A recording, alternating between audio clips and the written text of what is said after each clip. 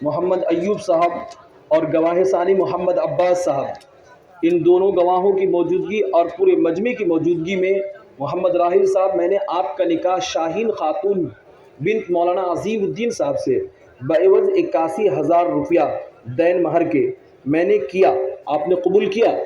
جی میں نے ان کا اپنے مقام کو بارک اللہ فیکما وجمع بینکم الخیر۔ اور خدا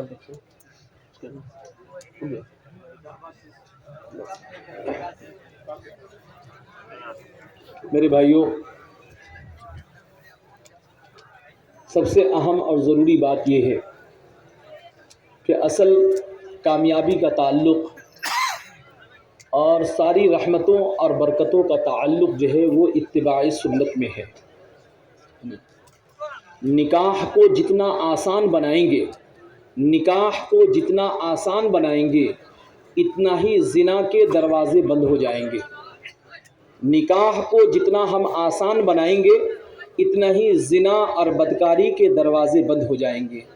اسلام میں نکاح سب سے آسان عمل ہے، اسلام میں نکاح سب سے آسان عمل ہے نا؟ اتنا آسان عمل تو دوسرا نہیں، کوئی دوسرا عمل اتنا آسان نہیں ہے، لیکن آج ہم نے اپنے معاشرے کی بے دینی کی وجہ سے نکاح کو سب سے مشکل ترین عمل بنا دیا۔ ایک آدمی لگتا ہے ایسا کہ وہ جیتا ہی ہے نکاح شادی بیاہ کرنے کے لیے، وہ صبح سے لے کر شام تک اس کی ساری کوششیں اپنے بال بچوں کے نکاح اور شادی بیاہ کے ارد گرد گھومتی ہے۔ نکاح کے عمل کو آسان بنانا ہے۔ سنتوں کی اتباع میں کیا ہے؟ رحمت ہے اور برکت ہے۔ اتباع سنت میں برکتیں ہیں۔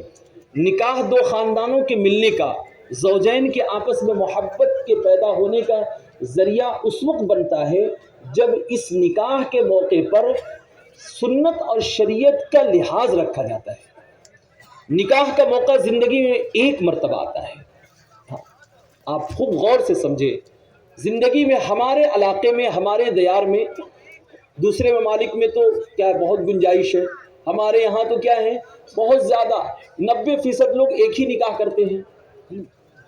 90% لوگ اگر کوئی حادثہ پیش نہ آئے تو اکثر لوگوں کا نکاح ایک ہوتا ہے۔ زندگی میں ایک موقع، کسی کو 2 موقع ملتا ہے نکاح کا۔ یہ 1 اور 2 موقع پر، ایک زندگی میں موقع ملا ہے، اور اس موقع پر بھی یہ مسلمان اس دن اللہ اور اس کے رسول کا خیال نہیں کرتا تو پوری حیات اللہ اور اس کے رسول اس کا پرواہ نہیں کرتے۔ پھر یہ اولاد کے لیے، پھر آرام و راحت کے لیے، پھر چین سکون کے لیے، پھر یہ برکتوں کے لیے، روزی کے لیے بھٹکتا رہتا ہے، پریشان ہوتا رہتا ہے۔ پھر کورٹ اور کچہریوں کے کیا ہے کہ یہ چکر کاٹتا ہے۔ کیوں؟ ڈاکٹروں کے چکر کاٹتا ہے، حکیموں کے چکر کاٹتا ہے۔ کیوں ایسا ہوتا ہے؟ کہ جو دن، اس کی بڑی بنیادی وجہ جو علماء نے لکھا ہے کہ یہ برادران وطن کے ساتھ رہنے کے نتیجے میں ان کے یہاں دھوم دھام کر کے اور ان کے یہاں سب کچھ لے دے کر کے اور ان کے یہاں جو ہے بہت زیادہ جو ہے خرچ کر کے شادی بیاہ کیا جاتا ہے کہ اب اس بچی کا رشتہ ماں باپ کے مال میں سے اب کچھ نہیں رہ جائے گا۔ وہ الگ بات ہے کہ اب قانون بنا لیا گیا ہو، لیکن ہمارے یہاں تو ماں باپ کے مال میں لڑکیوں کو وراثت دینا ہوگا، لڑکیوں کو دینا پڑے گا۔ اگر 2 حصہ بیٹے کو دیا ہے تو 1 حصہ بیٹیوں کو دینا پڑے گا۔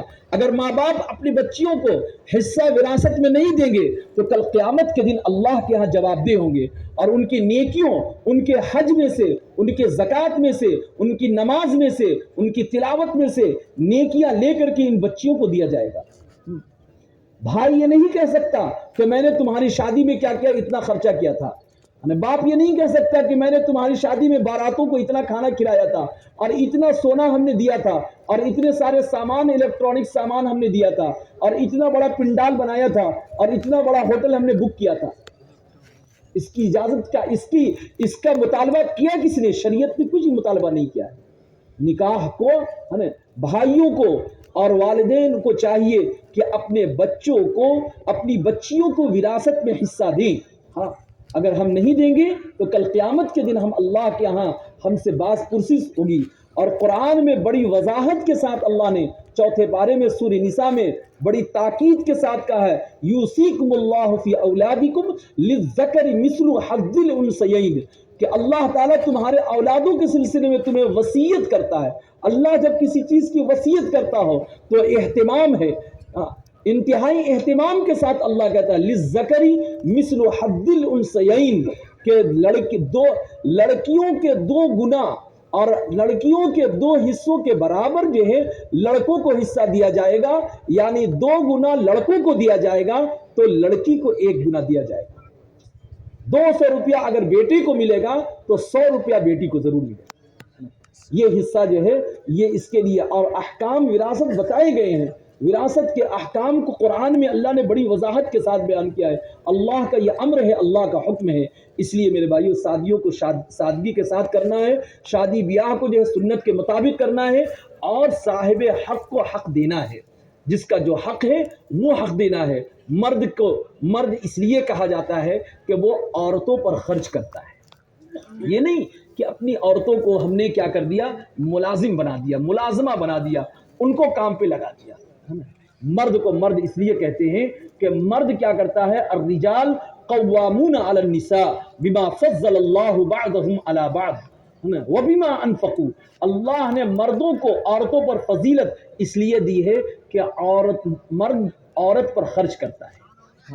مرد کہلانے کا حقدار اس وقت ہوگا کہ جب وہ عورتوں کو گھروں میں پردے میں رکھ کر کے ان پر خرچ کرتا ہو۔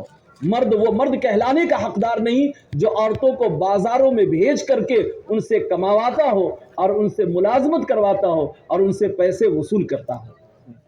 اس لیے میرے بھائیو، دین اور شریعت عورت کو عورت اس لیے کہا جاتا ہے کہ عورت تو پردے میں رہنے کی چیز ہے، پردے میں رکھنے کی چیز ہے۔ عورتوں کو باپردہ بنانا ہے، عورتوں پر خرچ کرنا ہے، یہ مردوں کی ذمہ داری ہے۔ اللہ تعالی ہم سب کو اللہ تعالی عمل کی توفیق عطا فرمائے۔ اللہ تعالی ہر حرام کام سے ہماری حفاظت فرمائے، ہر برے کام سے اللہ تعالی ہماری حفاظت فرمائے، ہر صغیرہ اور کبیرہ گناہ سے اللہ تعالی ہماری اور پوری امت کی اللہ تعالی حفاظت فرمائے۔ سب یہ نیت کر لیں کہ انشاءاللہ ہم شادی بیاہ میں جہیز کا مطالبہ نہیں کریں گے، انشاءاللہ کسی بھی حرام کام کا ارتکاب نہیں کریں گے، شراب نہیں پیئیں گے، جوا نہیں کھیلیں گے، رشوت نہیں لیں گے۔ نیت کرتے ہیں انشاءاللہ۔ اللہ تعالی ہم سب کو عمل کی توفیق عطا فرمائے۔ اب تشہد